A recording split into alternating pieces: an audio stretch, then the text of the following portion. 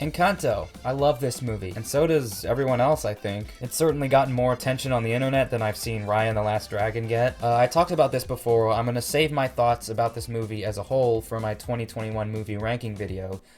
Hit the bell and subscribe to be notified about that. But I will say that the highlight of Encanto is the music. I am obviously in no position to actually speak on how accurately these songs reflect Colombian culture, but I have been watching some behind the scenes for this movie, and it really did seem like Lin really tried to do Colombia justice with this one. He and the crew actually flew out there and immersed themselves in the culture and music, making sure they got everything right, and I think it shows. But please, if anyone in the comments is from this culture, please let me know if I'm wrong, because I really don't know. Perhaps removing the fast rapping parts that Lin likes to do from these songs would have been better for honoring the actual way Colombia's music sounds, but either way, the songs are really good and packed so densely with just pure genius. I already called Bruno my favorite song in the movie by a landslide, and a lot of the comments agreed with me on that, but an almost equal number of comments, I think, were commenting that a different song was their favorite. And because all the songs are special in their own ways, I want to make a follow-up video about my second favorite Encanto song. So today, I'm going to be quickly breaking down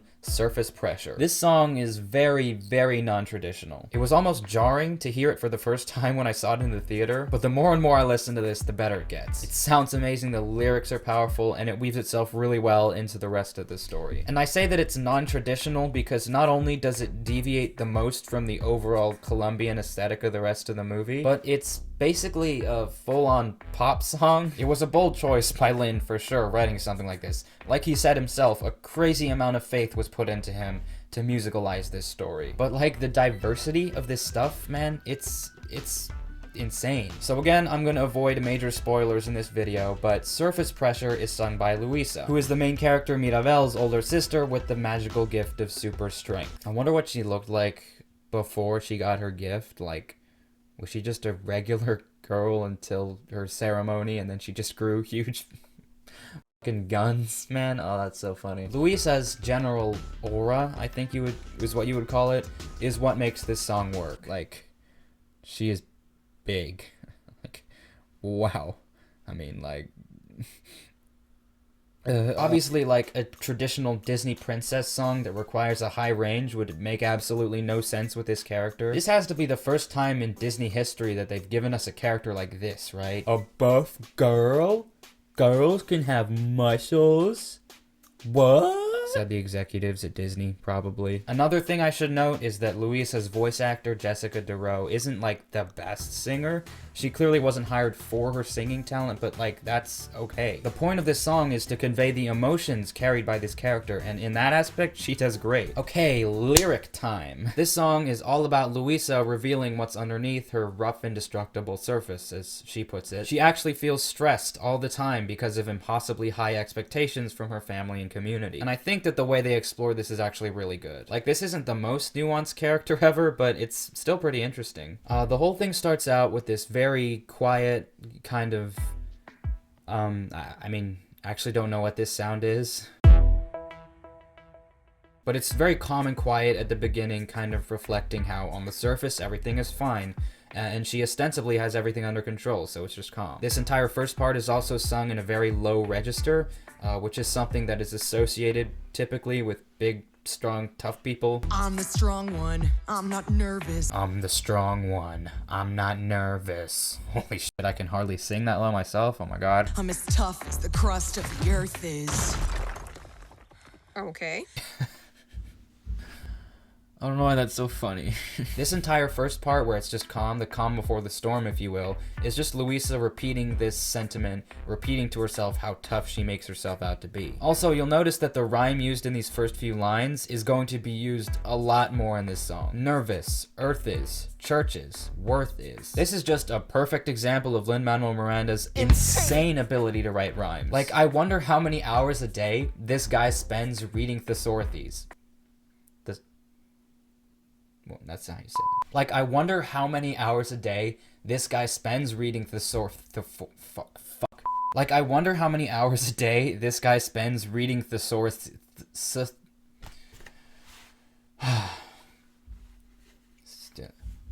Thesauruses.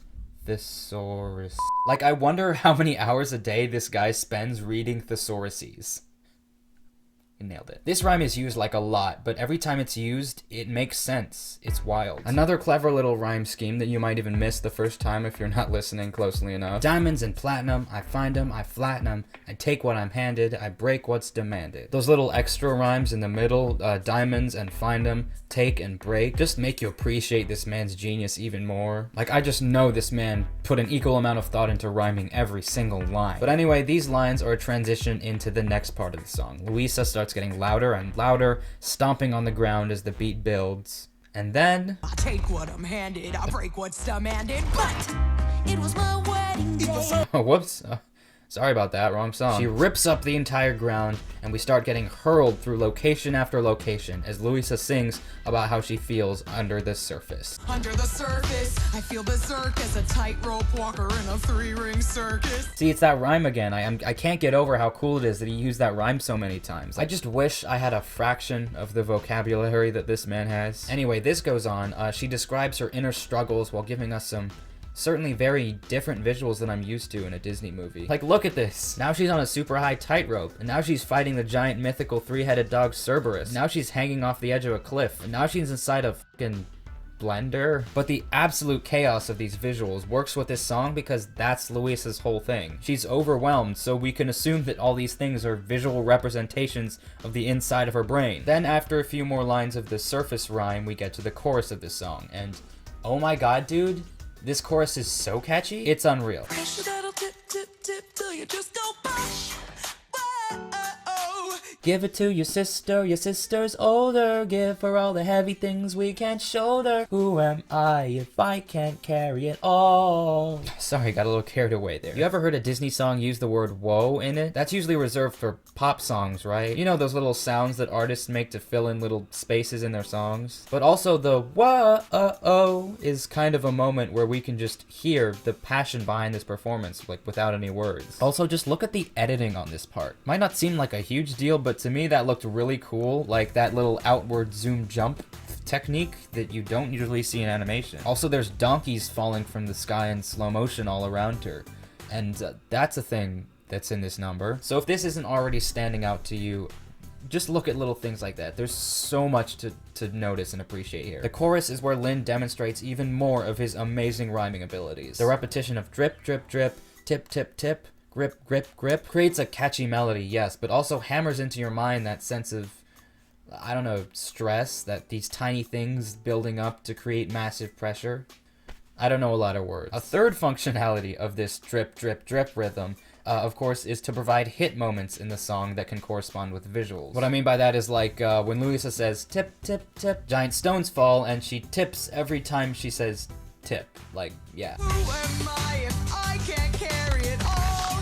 See, that's the kind of interesting character exploration I was talking about, like put into words. That's a very real struggle I think a lot of people face, and it's great to see that kind of thing represented in this powerhouse of a song. The instrumental is really unique here. There's a bunch of like giant bass drum hits followed by soft reverberating clicks and like little piano, and it meshes really well. Like, you guys actually need to understand how fire this instrumental is and how different it sounds than anything I've ever heard in a Disney movie. So let's just listen to this.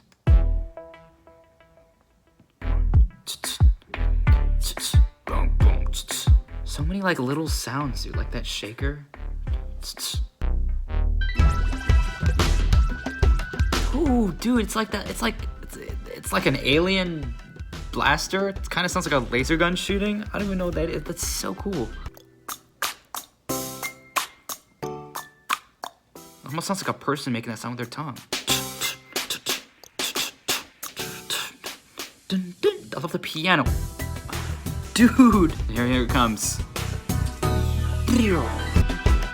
Bam! This is trumpet blast. Oh my god. I think that's enough of that, but dude. Lin, you're a legend. Pressure that'll tick, tick, tick till it's ready to blow. Whoa! One more thing about this part that I forgot to comment on. I love how Mirabel reacts to everything, like she's actually there, hanging on a cliff. That's basically us as the audience. That's what we're feeling. She's like terrified as she's taking this trip through her sister's brain, I just thought that was funny. Second verse, we get right back into the melody of the first one, and that same rhyme gets used repeatedly again. To the surface, I had my nerves and it worsens. I worry something is gonna hurt us. More of these insane Mind Palace visuals. I mean, just look at this, man. Just look at it. Just think of the storyboarding creativity required for this entire sequence. So many bold directing choices that pay off. She made an allusion to Hercules and Cerberus in the first verse, and in this one she references the Titanic, which is definitely an odd motif for this song to be going for, but again, the choice pays off. Line up the dominoes, a light wind blows. You try to stop the tumbling, but on and on it goes. But wait. Here is where we get to take a break from the loud, intense, fast-paced lyric slamming of the previous verses. And Luisa imagines what it would be like if the weight of expectations was removed, visualized as her bouncing around in these big, fluffy pink clouds, riding flying donkeys. The sudden change in tone here is almost refreshing, which is exactly what Luisa wants to feel. But it doesn't last long. She only gets to feel this freedom for a little bit before they begin to rise further in the air, and the beat builds up again with Luisa singing, "'Cause all we know is..." Pressure like a drip, drip, drip that'll never stop. Whoa. Look at her face. Raw, unfiltered show of emotion right here. Not gonna lie, that crushed me the first time I saw it. The whoa during that part almost makes it more sad. Boulders fall into her shoulders, in time with the rhythm, of course, and it is intense. The weight falls, she staggers a little bit, and then this happens. Watch as she buckles and bends but never breaks. Ooh, I felt that. When that happened, I felt it. That caught me off guard. It shocked me. I got a very visceral reaction out of that. The entire house falling on her, that is some strong imagery for the metaphorical family burden she faces, in case you couldn't put that together. It all goes quiet for only a moment, but then Luisa gets back up again, stronger than ever. No mistakes, just pressure like a grip, grip, grip. And Dude, whoa. The performance by Jessica DeRoe here, that no mistakes, sends shivers down my spine every time. Like I said, the emotion in her voice is amazing. What a boss. What an absolute badass bitch. This chorus is so powerful. It combines powerful music, powerful singing, powerful lyrics, and then there's the imagery on display. At this part, Luisa starts doing a choreographed dance with a bunch of donkeys, and it is fire. pressure like a tick, tick, tick till it's ready to blow. Whoa. Like, damn. You go. I know I've said this like 3 times, but I never imagined in my wildest dreams that I would get to see or hear anything like this, anything this wild from a Disney movie. Let's wrap this up. The chorus goes hard, and as we reach the end, these giant pieces of the village fall onto her shoulders with each word, and with one final heave, she yells, No pressure. and back into the real world we come. That was so epic. That was so epic. This song is an anthem. This song makes you want to get up and do something. And I did something. I made this video. The underlying message is that of self-doubt, but at the same time, everything gives off a vibe of self-empowerment. Or at least, I suppose, self-expression, which is important. You can't keep all your emotions under the surface. You gotta let it out. You gotta express yourself. Maybe not in a musical number, but you gotta follow Luisa's lead. This character who usually keeps everything to herself suddenly gives us this absolute showstopper of a musical number out of nowhere, and they absolutely succeed in shaking the audience to their core. Because this number is so unorthodox for Disney, I'm not sure if this one will stick with people as much as Bruno, but it sure as hell is gonna have a cult following. I hope that was a satisfactory breakdown of this song. I'd hate to upload this and then realize 1,000 things that I either just forgot to include or didn't even notice. I'm not even kidding when I say that every second of this movie is packed with details that you could miss if you blink. Thank you for the comments on my Bruno video for bringing my attention to the part where Bruno is literally in the background during Dolores' verse.